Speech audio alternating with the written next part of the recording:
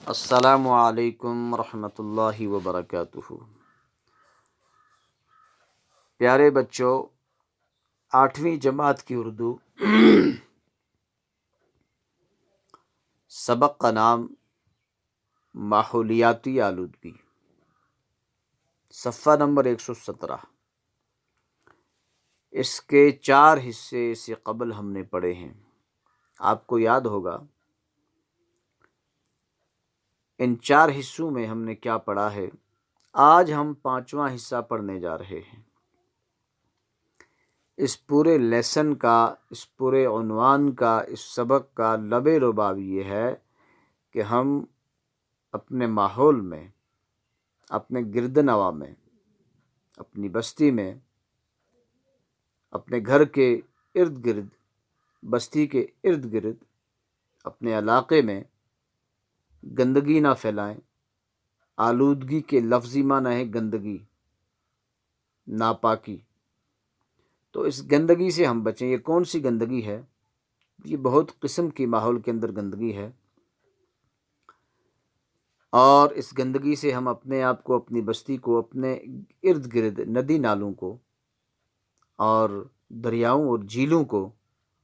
اور پانی کے جو چشمے ہیں ان کو اس گندگی سے بچائیں، اس آلودگی سے بچائیں۔ وہ گندگی کیا ہے؟ ہمارے گھروں کے اندر ڈسٹ بن ہوتے ہیں، باسی ہوئی روٹی ہوتی ہے، کھانا وغیرہ ہوتا ہے، گوشت ہوتا ہے، اور باقی کہیں کبھی کوئی مردار جانور پڑا ہوا ہوتا ہے، جانور مر گیا تو ہم اس کو جا کر سیدھا یا دریا میں ڈالتے ہیں،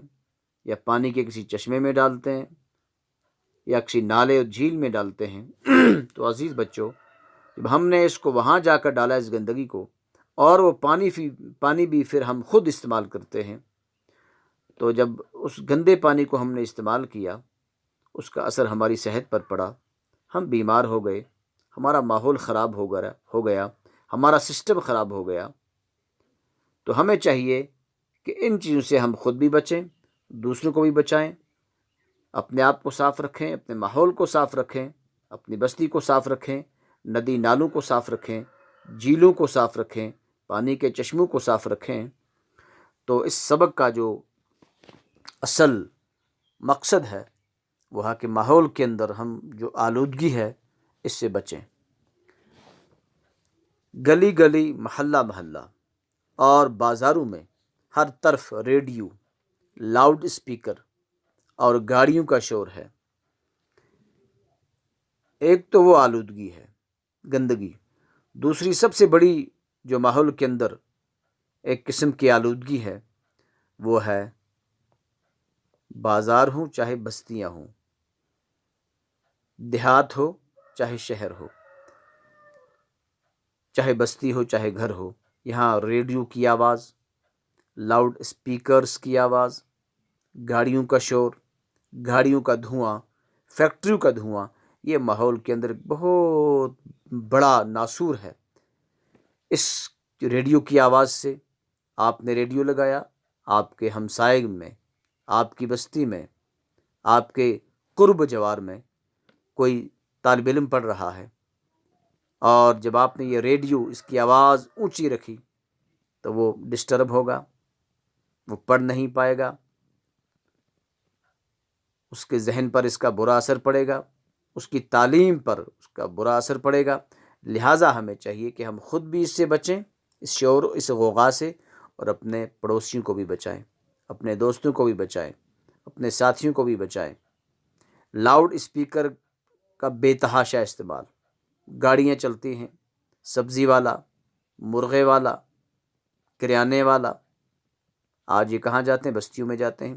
اور بے تحاشا استعمال کرتے ہیں لاؤڈ اسپیکرز کا۔ لہٰذا ان کو بھی چاہیے کہ اس سے اپنے آپ کو بچائیں۔ جہاں جتنی ضرورت ہے، جس چیز کی ضرورت ہے، اتنا ہی اس کو استعمال کریں، ضرورت سے زیادہ استعمال نہ کریں۔ گاڑیوں کا شور ہے، اس سے بھی اپنے ماحول کو اور اپنے آپ کو بچائیں۔ بے تحاشا ضروری نہیں ہے کہ ہم خواہ مخواہ میں ان چیزوں کا استعمال کریں۔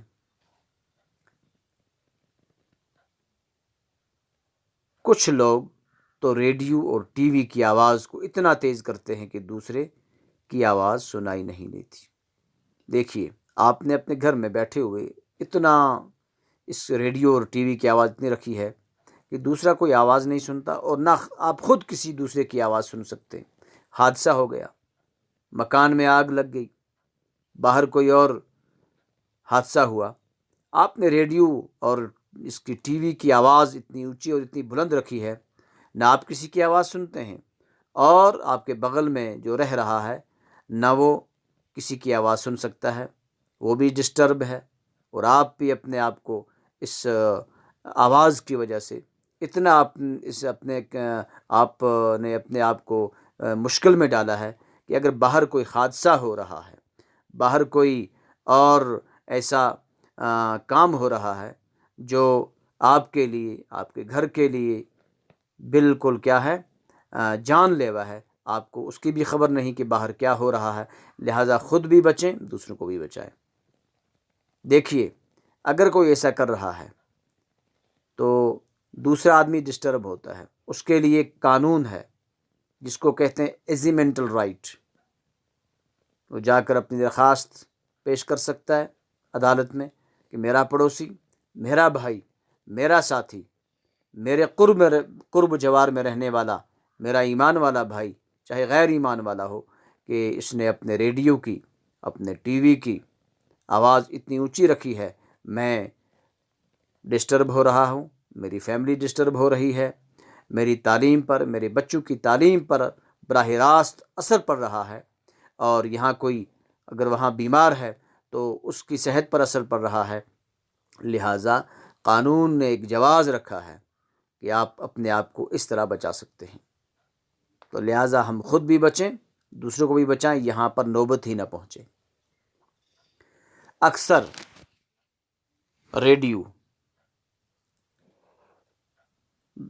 ڈرائیور اپنی گاڑیوں میں نصب ریڈیو یا ٹیپ ریکارڈر کافی زور سے چلاتے ہیں۔ دیکھیے، ڈرائیور حضرات جو ہیں ان کو قانون نے اب بندش لگائی ہے، ایک تو یہ موبائل فون چلاتے گاڑی نہیں چلا سکتے، ریڈیو اور ٹیپ ریکارڈر کا استعمال نہیں کر سکتے، اس لیے کہ ان کا جو کنسنٹریشن ہے یہ اس کی طرف گامزن ہوتا ہے، ریڈیو کی طرف، اور پھر گاڑی کی کیا کہتے ہیں اس کو ریڈیو یا ٹیپ ریکارڈ کی آواز کی طرف اس کا جو ہے یہ پورا کنسنٹریشن،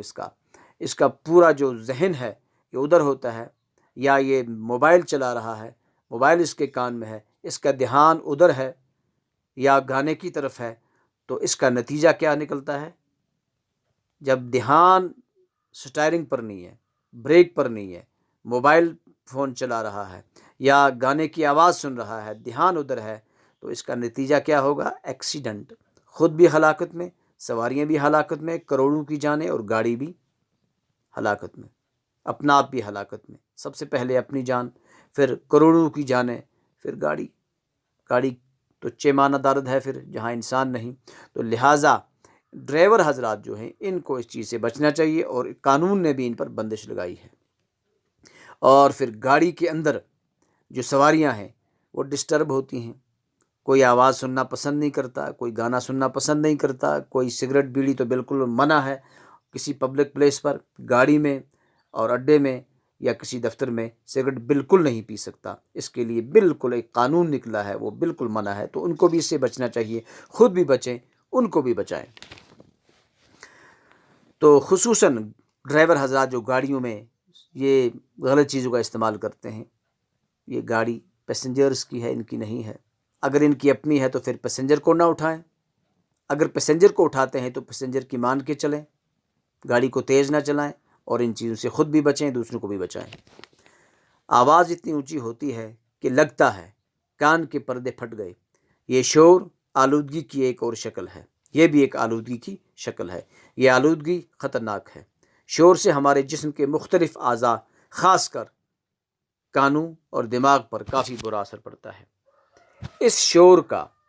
ہمارے کانوں پر، ہمارے دماغ پر کافی برا اثر پڑتا ہے۔ تو عزیز بچوں، آج کا سبق اتنا ہی ہے، انشاءاللہ ثم انشاءاللہ کل پھر ملتے ہیں، کل تک کے لیے السلام علیکم ورحمۃ اللہ وبرکاتہ۔